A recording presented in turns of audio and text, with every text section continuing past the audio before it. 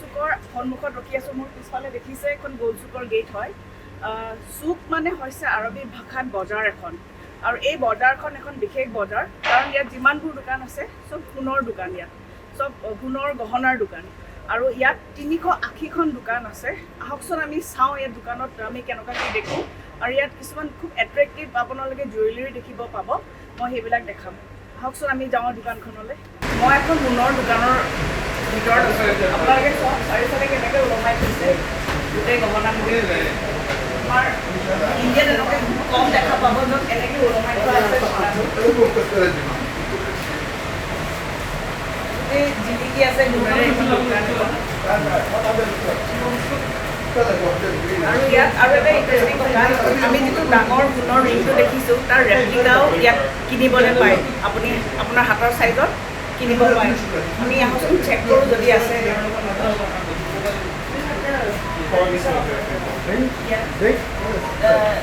The big one, that one have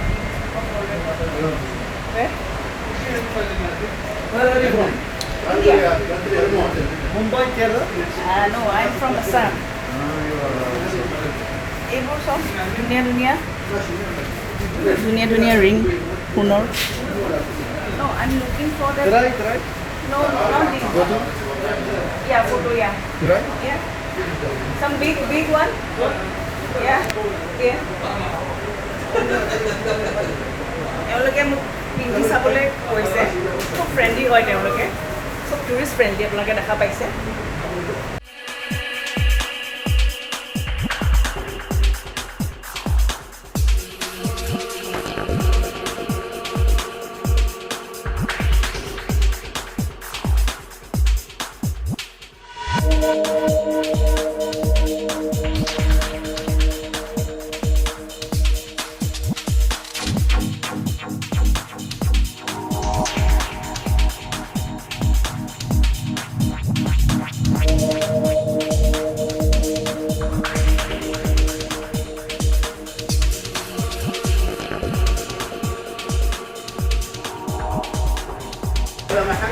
No.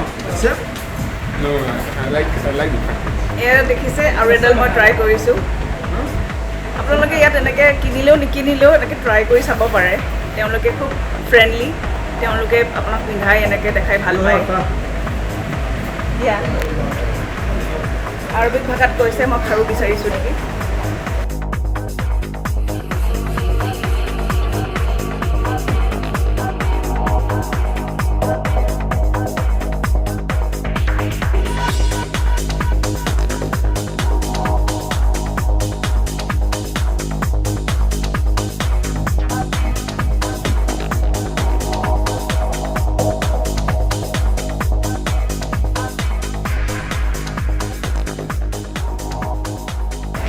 এয়া এপাত খাৰু তেওঁলোকে মোক পিন্ধাই দিছে, পিন্ধি চাবলৈ দিছে।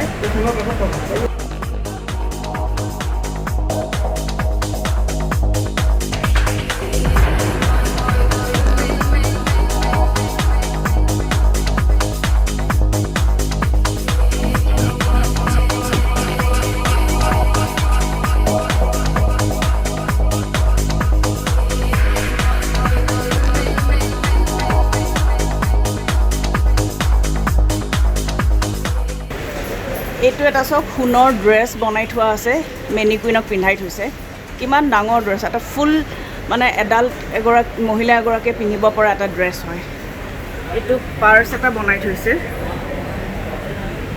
সোণৰ। এডাল নেকলেছ, কিছু ডাঙৰ নেকলেছ।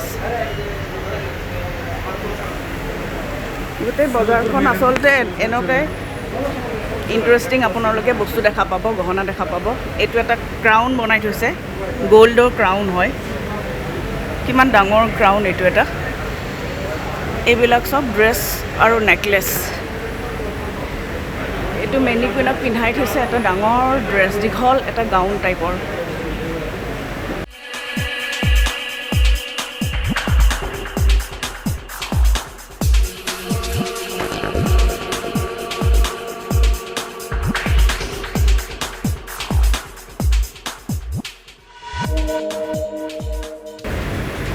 এইটো এটা জেগুৱাৰ বনাই থৈছে সোণৰ।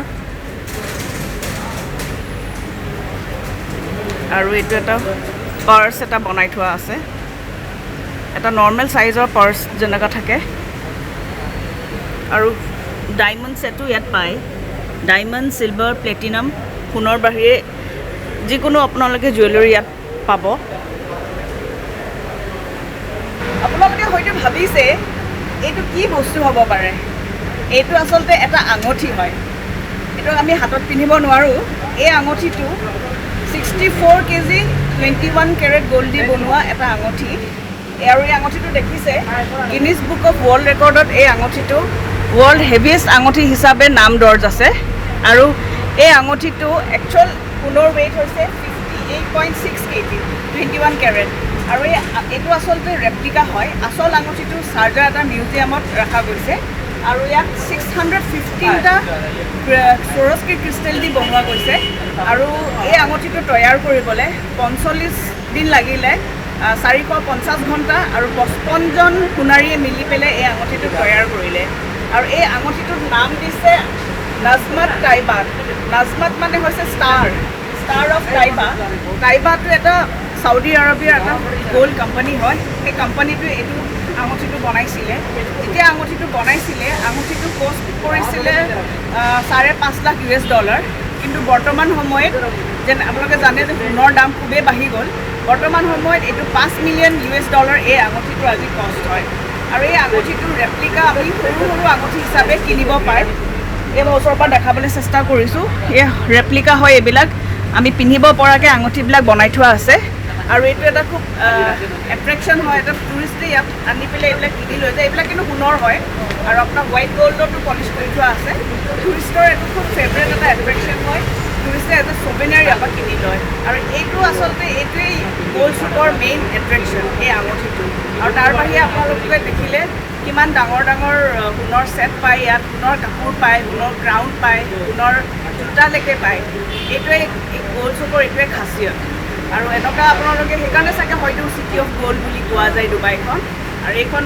বজাৰখনৰ মেইন এট্ৰেকশ্যনেই হৈছে সোণ আৰু সোণৰ বাহিৰে ডায়মণ্ড চিলভাৰ প্লেটিনামৰ জুৱেলাৰী পোৱা যায়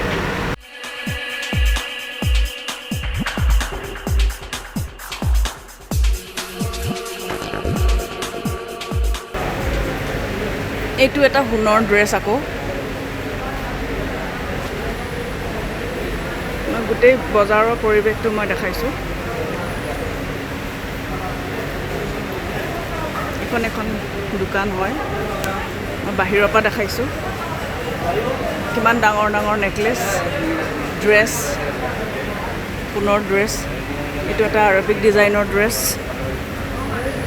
এইটো এযোৰ সোণৰ ডিজাইন হয় জোতাৰ ডিজাইন হয় সোণ লগাই থোৱা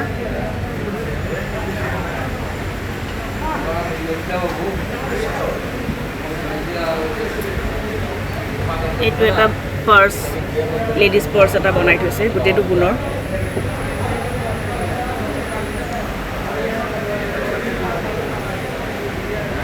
পাছফালে দেখিব পাইছে ডাঙৰ সোণৰ গহনা এইবিলাক নেকলেছ হয় কিন্তু বহুত ডাঙৰ নেকলেছ এইবিলাক মই ইয়াত ৰৈ দিছোঁ আপোনালোকে আন্দাজ লগাব পাৰে কিমান ডাঙৰ নেকলেছ ছেট এইবিলাক কিমান ডাঙৰ ছেট গোটেই গাটো ঢাক খাই যোৱা কাপোৰৰ নিচিনা পিন্ধিব পৰা নেকলেছ ছেট ইয়াত এনেকুৱা ঢেৰ ডিজাইন পাব আপোনালোকে ডাঙৰ ছেট এইবিলাক আঙঠি মই ওচৰৰ পৰা দেখাবলৈ ক'ম কিছু ডাঙৰ চাইজৰ মোৰ হাতখনৰ লগত আপোনালোকে অনুমান লগাব পাৰে কিমান ডাঙৰ চাইজৰ আঙঠি এইবিলাক খাৰু তলতো কিছু ডাঙৰ ছেট আছে এইফালেও আছে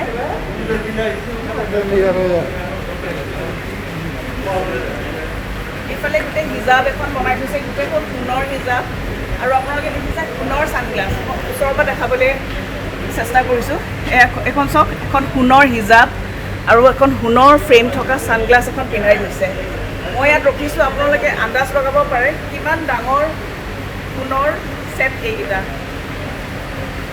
সেইকাৰণে চাগে চিটি অফ গ'ল্ড বুলি কোৱা যায় ডুবাই এনেকুৱা এট্ৰেক্টিভ আপোনালোকে জুৱেলাৰী এইবিলাক আচলতে আৰবিক ডিজাইন হয় ইয়াতে দেখা পাব এই সোণৰ জোতাও আছে আপোনালোকে দেখা পাইছে সোণৰ জোতা সোণৰ এনেকুৱা ডিজাইন বনাই থোৱা জোতা আছে এইবিলাক খাৰু কিছু ডাঙৰ